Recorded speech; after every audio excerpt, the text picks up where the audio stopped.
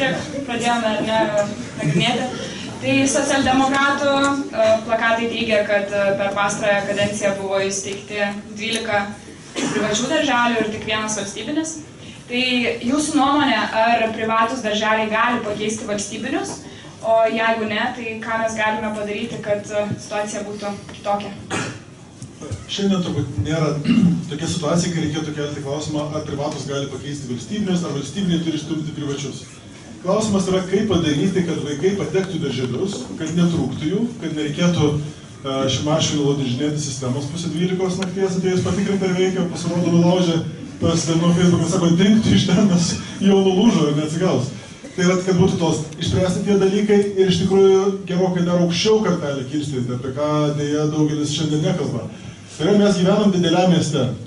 Mes gyvenam ne mažam miestelyje. Ir šiuo atveju tai nėra tikslas, kad pakliūti į bet kokį darželį, vat vienintelį ar vieną iš 2 esančių tą miestelį. Mes turim turėti pasirinkimą.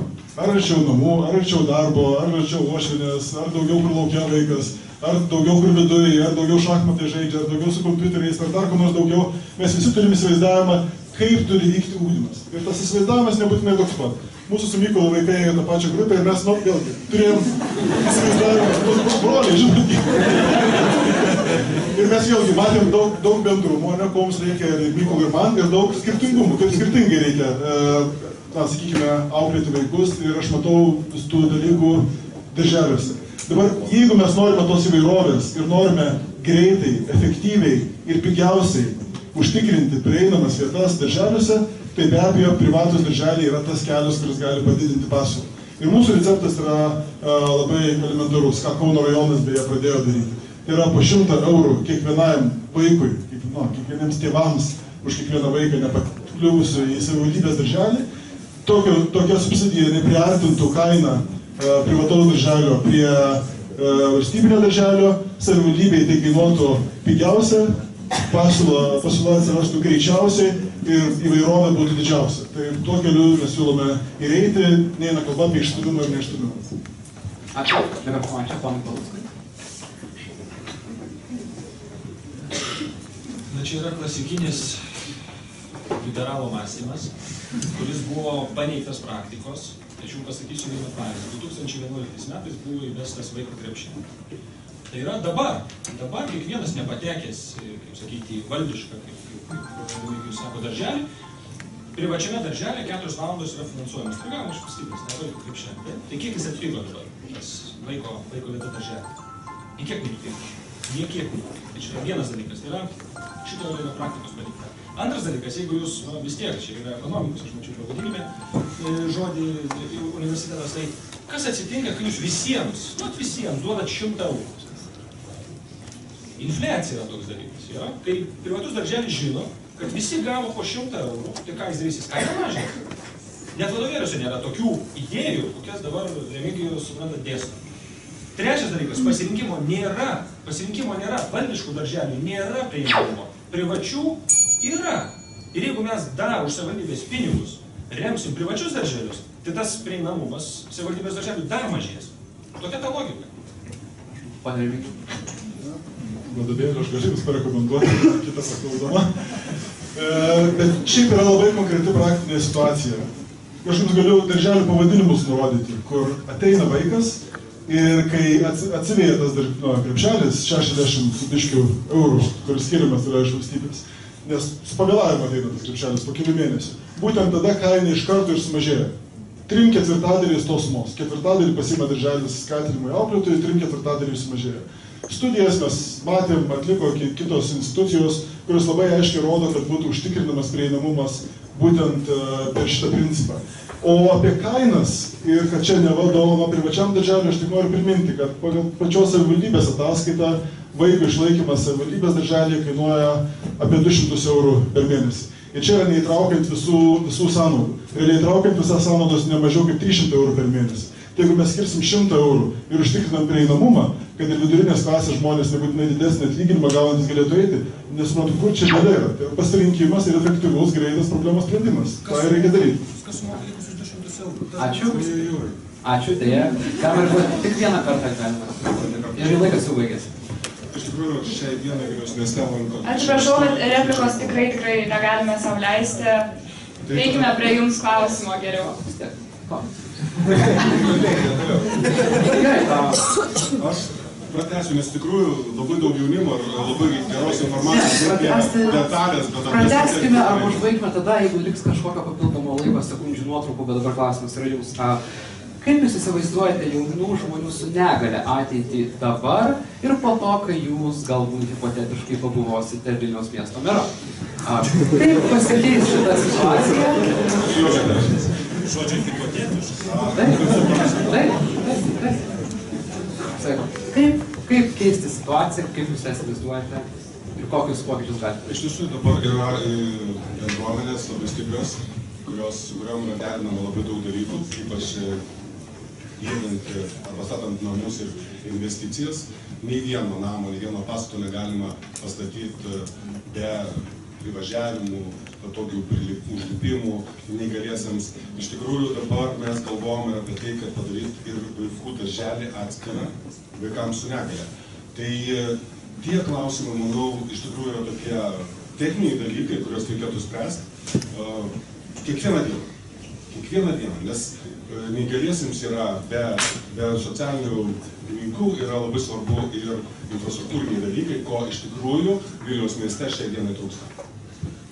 Dabar darželį galime. Turime minutę, gerai. Iš tikrųjų, šiai dienai Vilniaus mieste, mėlėjai, 28 000 vaikų lanko darželius. Mes į darželius priimam tik tai į tas vietas, kurios atsilaisvina. 2015 metais vaikai, 5700 vaikų išeina į pradinės klases. Ir jų vietas mes priimam naujus. Dabar žiūrėk, tokia situacija gavosi šią dieną Vilniaus mieste pagal mano analizę. 2009, 10 ir 11 metais Vilniaus mieste gimė 5000 vaikų daugiau virš vidurkio. Kas tai yra 5000 vaikų? Tai yra 25 darželiai. Todėl ir susidarė šitą situaciją, kurią mes dabar turime. Tai ir šitą masę vaikų, tie 5000 vaikų, dabar yra darželis. Bet 16 metais, 17 jie eina į pradinės klases. Realiai darželių problema išsisprendžia beveik nieko nedarant.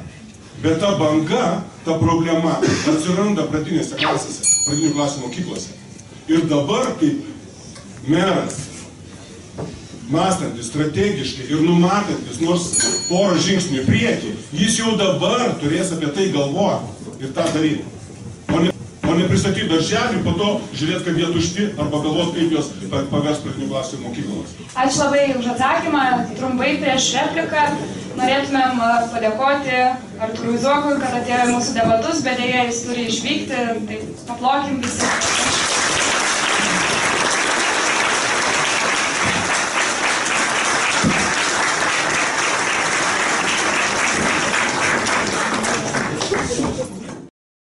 Replika dėl neįgalių vaikų. Savivaldybė gali privalo tėvams suteikti laiko.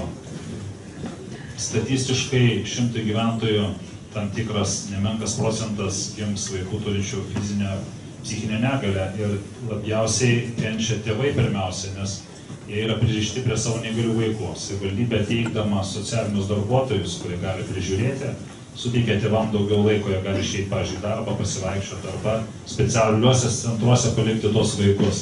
Tai vaikam yra geriau, kai tėvai būna pailsėti. Tai šitą dalyką tikrai savivaldybė gali užtikrinti. Ir jeigu aš būsiu meru, aš pažadu, kad šitas klausimas bus vienas iš prioritetinių, kaip ir socialiniai darbuotojai, suteikiantis laiko vaikam, kurie turi neįgalius tėvus, kurie jau nuo senatvės pasidarė neįgalus.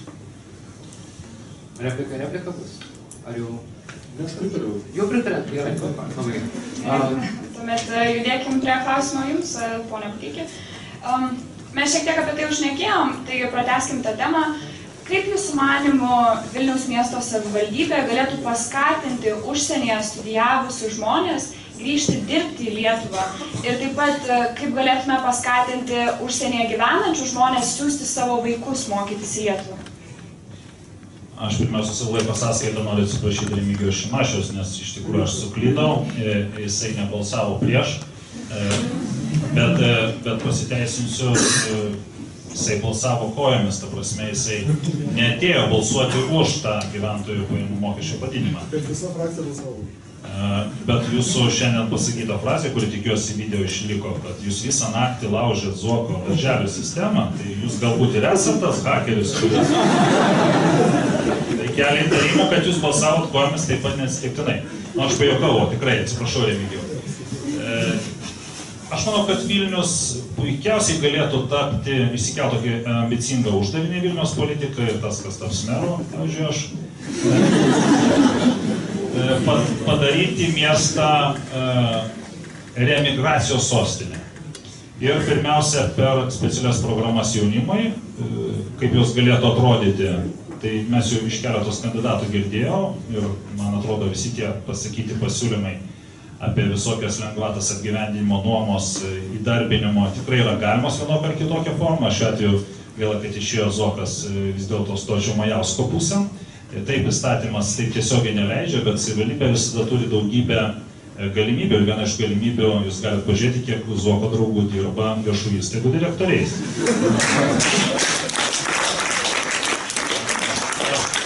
Atsiprašau, kad nėra Zuoko, bet aš tiesiog tą privalėjau pasakyti, kadangi MECO centro vadovas gauna 5000 litų algą ir tai matyti Liuksemburgė, Berlyne yra normalu, bet kultūros įstaigų vadovam Vilniaus mieste, aš manau, šitas suma žiauriai demotyvuoja, o jūs kaip tik dabar taikote į darbo vietas, jūs būsit verslo valstybės įstaigų darbuotojai, tai ta tokiam, kad vienas gauna nežmoniškai daug dėl to, kad priklauso valdančiai partijai, iš tikrųjų skaudina. Taigi, aš manau, kad įmanoma, visą tai įmanoma, jaunimas atgal į Lietuvą ir Vilnius yra ta vieta, kur jaunimo yra savas centras, susirinkimo vietos, įdarbinimo ir gyvenimo galimybės. Pone Remigijau.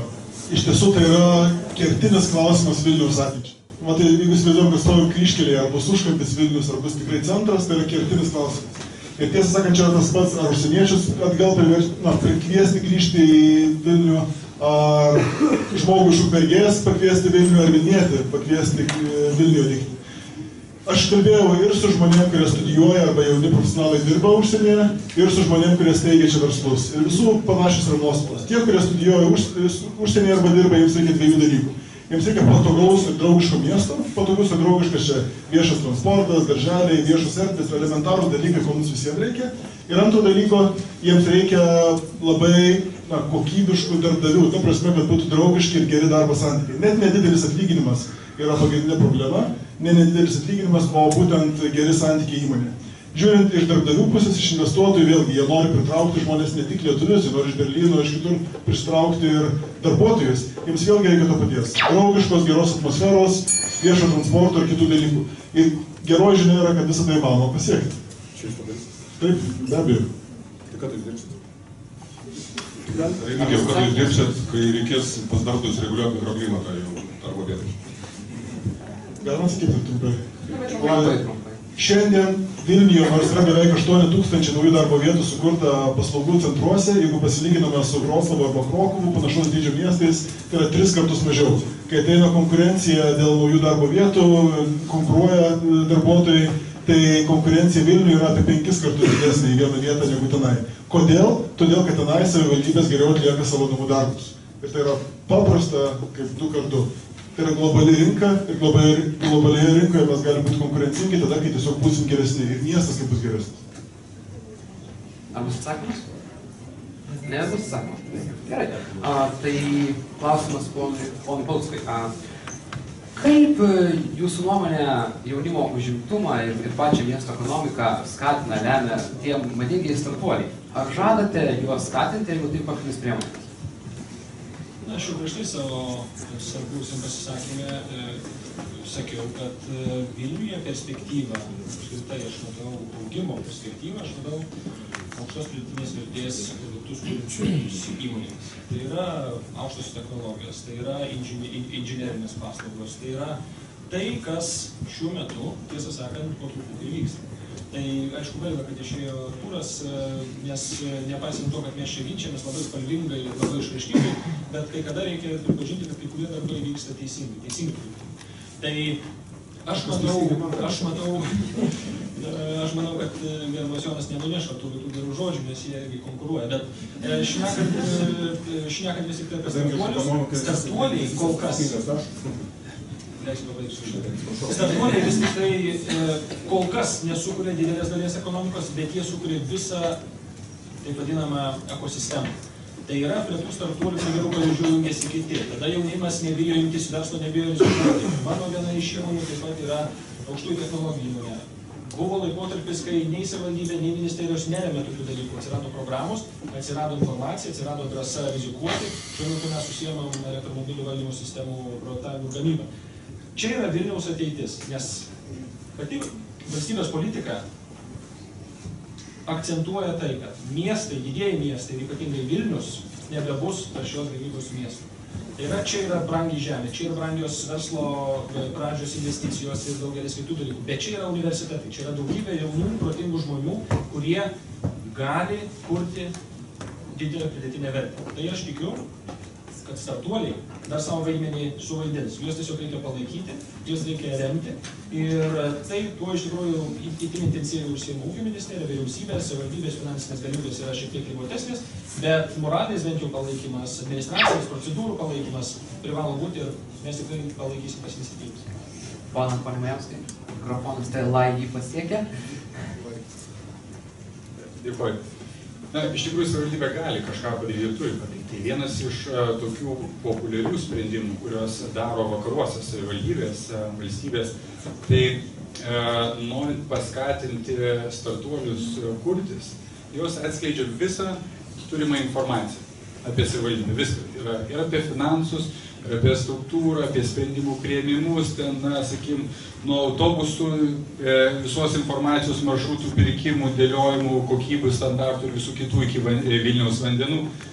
Viską galima ir reikia atskleisti. Tai tokio maždaug pobūdžio kaip open source Vilnius būtų. Tai yra, kuomet tu atskleidi absoliučiai visą informaciją ir tu suteiki galimybę tada startuoliams ateiti ir sakyti, palauk, čia darote nekokybiškai, čia darote neefektyviai, čia darote per brangiai ir tą galima ir reikia daryti. Antras dalykas, tai reikia, žiūrėti, kokia problema yra, kodėl dažnai nesiryžta, bijo daryti klaidas. Tai reikia, mano supratimu, daugiau kalbėtis, daugiau rodyti pavyzdžių, kad klysti yra normalu. Ir, tai daro kiekvienas rimtas verslininkas, kuris pasiekė sėkmę, jisai pakeliui suklysta. Tai reikia daugiau daryti tokių diskusijų ir kalbėti su jaunimu, juos paskatinant, nebijoti, prisimti sprendimų, nes mes visi klystam. Ar norite atsakyti į repliką? Na, aš pirmiausiai noriu pasidžiaugti, Mykolas galų gale, kaip čia pasakyti, nebeprieštaravo dėl prieštaravimo, iš tikrųjų pradeda išvelgti jau įpusėjus debatams daugelį racionalių minčių ir jas paremė. Tai aš manau, kad jeigu vis tik Mykolas ir su frakcijos kolegomis bus savivaldybėje, tai mes tikrai nudirbsime labai nemažai gerų darbų startuolių ekosistemos kūrime. Tai čia vienas dalykas, dėl kurių mes galim sutarti. Daugelis dalykų, dėl kurių mes tikrai nesutarsime. Čia dėl su Remigijum šnekant, bet dėl kai kurių dalykų mes tikrai sutarsime. Ačiū labai. Na, o dabar atėjo ta dalis, kurios jūs visi be abejonės laukite labiausiai. Taigi, klausimai iš salės. Galėsite užduoti 6 klausimus ir aišku, pirmenybę teiksime, kad jie būtų užduoti skirtingiams kandidatams, kad visi galėtų pasisakyti. Taigi, taip. Tai mikrofoną? Gerai. Aš norėjau paklausti pono Šimašiaus, kad reikia demonopolizuoti šilumos tiekimą ir visą kitą. Tai man būtų kokia realiai iš to nauda yra, kodėl tai reikia daryti ir kodėl yra blogai, kas yra dabar, būtent su to monopoliu.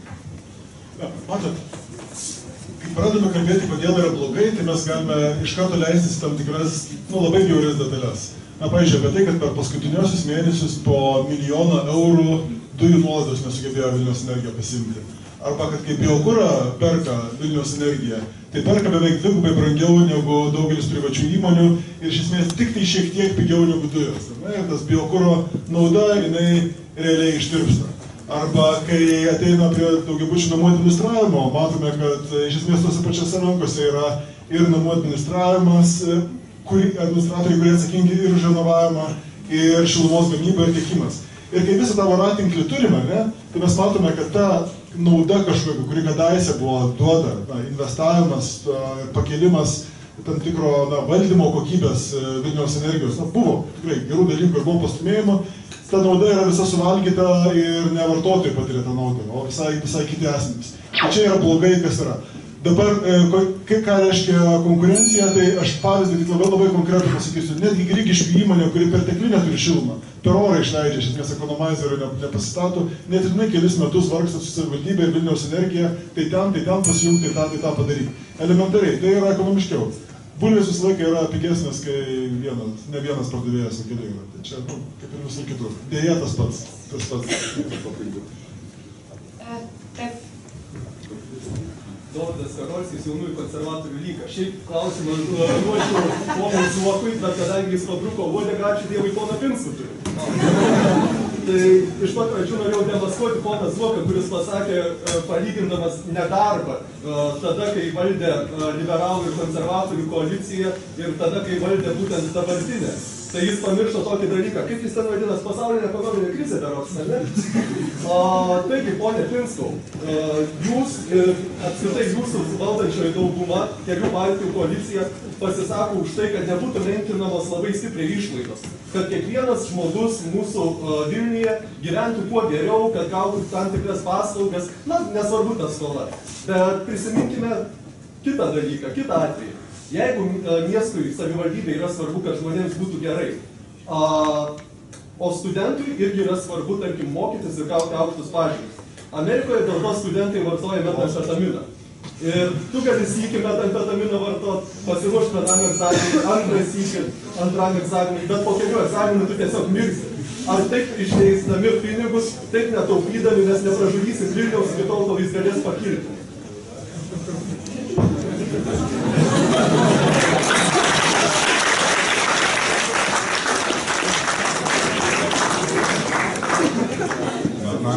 Reikėjo, kad aš nepasakymą. Aš jūs gelbėjau nuo tokio nepatogaus, bet labai taiklaus klausimą. Manęs gelbėti iš tikrųjų nereikia. Aš jums minėjau vieną dalyką, kad iš tiesų Vilniaus miestas yra neprasiskolinęs, o didžiausias donoras.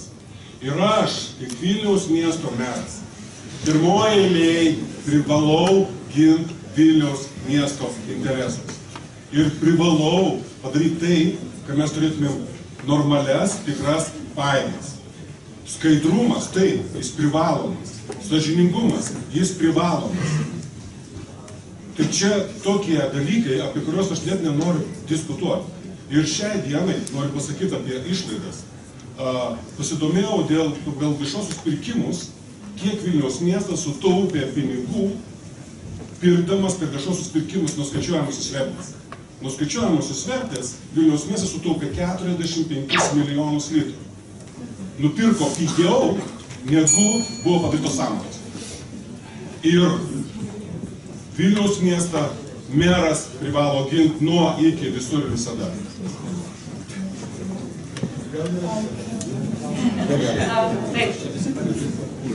Jonas Kundulys, ekonomikos ir politikos programa. Klausimas būtų Mykolui Majauskui. Jaunųjų konservatorių lyga savų turi lyginimo metodų, bet aš norėčiau paklausti pati jūsų partija labai ilgai rinkosi kandidatai būtent šį Vilniaus mero postą.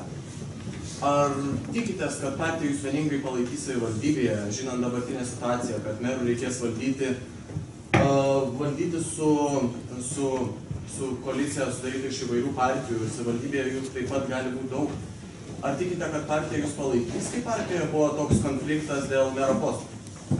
Tai reikėtų turbūt žengti žingsnį atgal ir ties kokia situacija buvo prieš gerus metus. Tai aš pats prieš gerus metus pradėjau galvoti apie rinkimus Vilniuje ir galvojau ne apie savo asmeninį dalyvavimą, o apie tai, jog geriausia svajonių merė Vilniaus būtų buvusi Ingrida Šimonytė. Neabejotinai. Ir aš dirbau su ją, stengiausi ir įtikinti, ruošiau programą, kampanijos strategiją, bet dėja kritinių momentų jinai atsisakė. Aišku, ten ir Remigijus buvo užėjęs, pasiūlė nedalyvauti. Buvo ir kitų priežasčių. Bet čia iš meilės. Realybėj, aš manau, kad yra tokia situacija, kada tu pats esi priverstas imtis atsakomybės ir jeigu pats nesimsi, nieko nebus. Dėl čia šitoje situacijoje mes turime eiti, pakankamai užtikrinti, atsiremdami į tai, jog Tėvynės sąjunga, Lietuvos krikščionys demokratai yra stipriausia politinė jėga Vilniuje. Tai laimėjo Seimo rinkimus, Europarlamento rinkimus. Ir, jeigu ateis balsuoti tiek pat žmonių, kiek balsavo per Europarlamento rinkimus gegužės mėnesį praeitais metais, tai Tėvynės sąjunga laimės užtikrintą daugumą. Ir aš neabejoju, jog jos ir užteks rimtiems sprendimams. Kadangi paminėtas valdas, galiu repliką? Paprastai šeiminį nesugalvau. Taip, prašau, klausimą dėmesį. Gintautas. Kadangi kitiem kandidatam buvo užduoti klausimai, tai tikriausiai gal ponui Kuteikui bus klausimas. Įvairių tyrimų duomenimis užsienio investuotojai kaip vieną didžiausių Vilniaus trūkumų įvardina susisiekimo oro transportu. Ką siūlytumėte daryti šitoj atveju?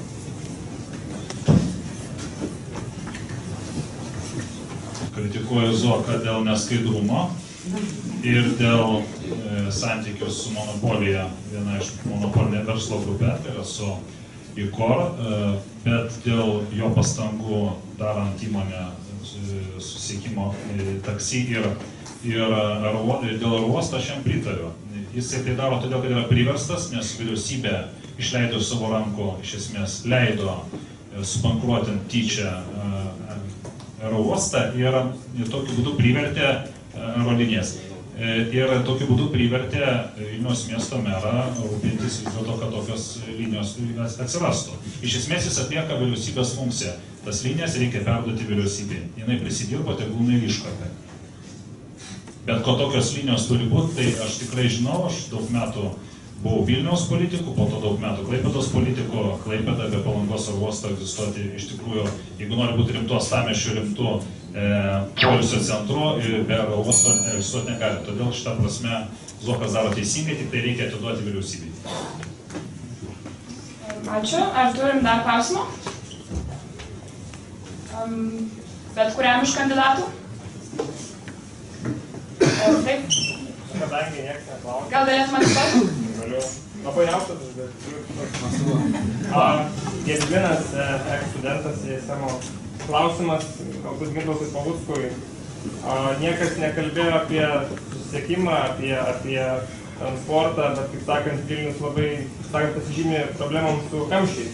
O, kaip sakant, laikas pinigai, ne? Tai kas šitoj vietoj būtų darbo? Matyt, nekalbėjom todėl, kad nebuvo jūs potėmis. Bet jeigu jūs lankytės Paryžiuje, Maskvoje, Londone, tai ten kamščiai. O Vilniuje yra palyginus nedidelį nepatogumai. Bet jeigu šnekant rimtai apie viešo transporto sistemą, tai akivaizdu, kad Vilniaus viešo transporto įmonė kenčia nuo savivaldybės, sakykime taip, nenoro skirti pakankamą finansavimą. Tai šiuo metu savivaldybės įsiskolinimas viešo transporto įmonėje siekia apie 130–140 milijonų litų. Aišku, tai šis įsiskolinimas yra susidaręs ne tik savivaldybės pastangomis, tai yra ir objektyvios aplinkybės, nes yra daugybė linijų lengvatinių keleivių, tai yra pagyvenusių žmonių, studentų, kurie moka nepilną bilietų kainą. Bet mes sakom, kad Vilniaus viešasis transportas turi išlikti savivaldybės funkciją, nes yra iš dalies viešoji funkcija. Ir mes nepritarėm dabartiniam iniciatyvom, tai yra privatizuoti dalį maršrutų, nes yra dabar daromas, vėl lėktuvas yra išėjęs. Tai yra mėginimai privatizuoti po 15% maršrutų. 15 plus 15. 30% viešojo transporto planuojama atiduoti privačias rankas, kas dar labiau sumažins Vilniaus viešojo transporto kompanijos pajamas, o tai lems, kad bus dar prastesnė situacija su autobusais, troleibusais, su techninė būklė ir panašiai. Labai skambučius girdėti. Tai tabletė nuo kamščių.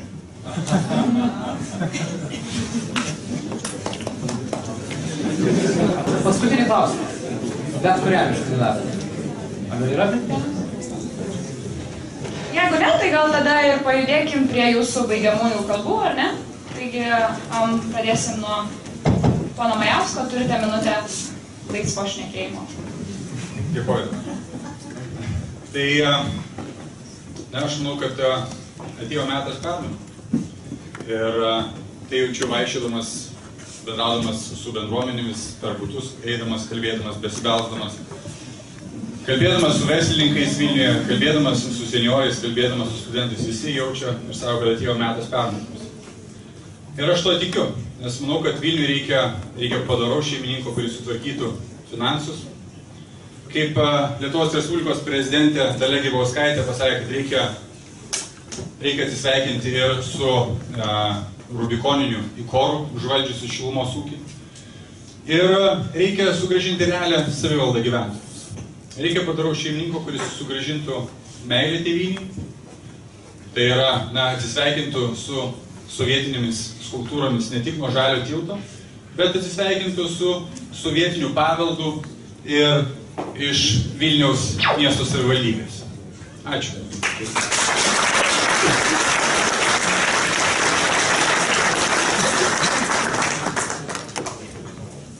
Iš tiesų, manau, daugelis vilniečių ir aš pats taip jaučiuosi, kad viena vertus mes gyvename mieste, kuris yra gražus ir gražėja, to paneigti tikrai negalima.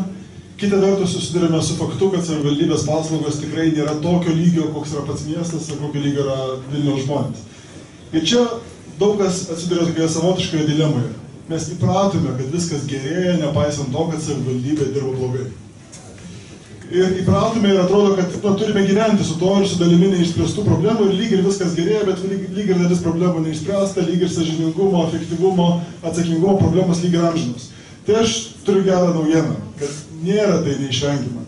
Galima iš tikrųjų, kad tas miestas klestėtų ir augtų toliau, o tos senos problemos susijusios su tuo, kad daromi kompromisai su sąžine, o ne su politiniais oponentais, kad neatsakingai yra elgiamasi su viešais pinigais ir kad elementariai neskaičiuojama ir neskiriama, kur yra vizija, kur haliucinacija, tai šitas problemas galima iš tikrųjų išspręsti.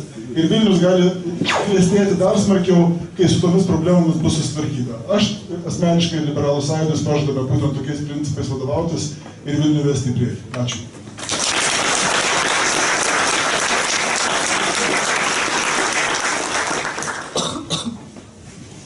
Iš tiesų, kai prieš 4 metus atėjom į Vilniaus miesto savivaldybę, man teko kalbėti iš Seimo, sakyti Seimo nario mandato,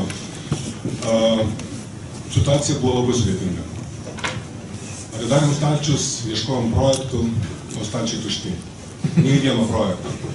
Keli tokie pasilikę, kažkokie tai, kur dalyventi reikėjo. Ir per tuos 4 metus labai džiaugiuosi, kad mes jau turim labai daug projektų paruošę, labai daug projektų yra įgyvendinama ir mes esam pasiruošę svarbiausiam momentui, tai reiškia 14-20 metų perspektyvai, pasiruošę įgyvendinti už 2 milijardus litrų per tą periodą. Už 2 milijardus litrų. Ir tai yra labai svarbu. Jūs galite įsivaizduoti, kiek Vilniaus mieste gali pasikeisti. Ir dabar netgi atėjus Majausko arba Šimašiui, tas pasikeitimai bus padaryti. Nes pagrindai per tuos 4 metus, kurie nesimato, tai yra projektų paruošimas, detalių planų, kurie užtrunka po 2-3 metus, jie yra padaryti. Stalčiai yra pilni.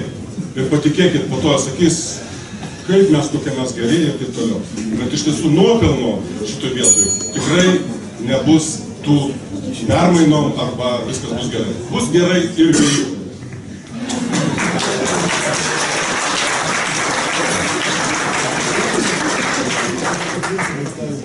Savo karjerą pradėjau šitam kvartalė dar tarybiniais laikais, buvo prasidėjęs sąjūdis atgimimas. Šitą kvartalą norėjau išgriauti ir padaryti 9-aukščių namų gyvenamą kvartalą. Aišku, aš negalėjau įsivaizduoti, kad po tiek metų čia bus aukštoji mokykla. Ir dar tokia aukštoji mokykla. Taigi,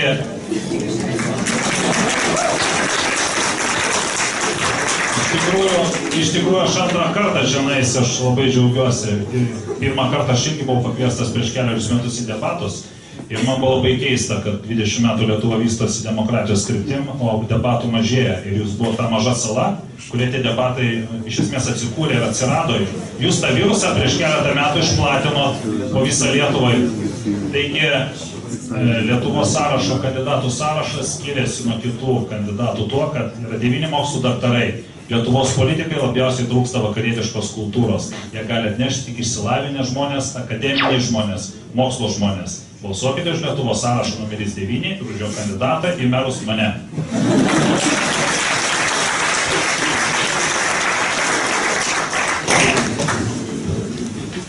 Šie rinkimai iš tiesų yra išskirtiniai. Nors šiandien dominavo labai daug skaičių rūpinės tematikos, bet aš manau, jūs pastebėjot labai ryškę polarizaciją. Tai yra, aš stoviu kairėje ir daug kandidatų stovi dešinėje. Jeigu kolegos pasisako už privačius darželius, mes sakom, kad tai yra viešoji paslauga. Kad tai yra viešoji paslauga ir ji turi būti prieinama ir įperkama, kokybiška, reiškia savivaldybės pinigų. Jeigu šnekam apie viešąjį transportą, mes sakom, tai yra viešoji paslauga. Tarpu daugelis šneka apie tai, kad reikia privatizuoti, kažkokį ten pamėginti efektyvumą iš to gauti ir panašiai. Tai šiandien socialdemokratai, Vilniaus socialdemokratai yra kitokie. Mes einame rinkimus atsinaujinę, atsijauninę, bet patirties, girdėjot, neišbandė. Tai kviečiu rinktis socialdemokratus, kviečiu rinktis mane, na gal jau konservatorių lygos atstovo gal ir neįtikino, bet juos įtikino ir už naują pradžią Vilniuje.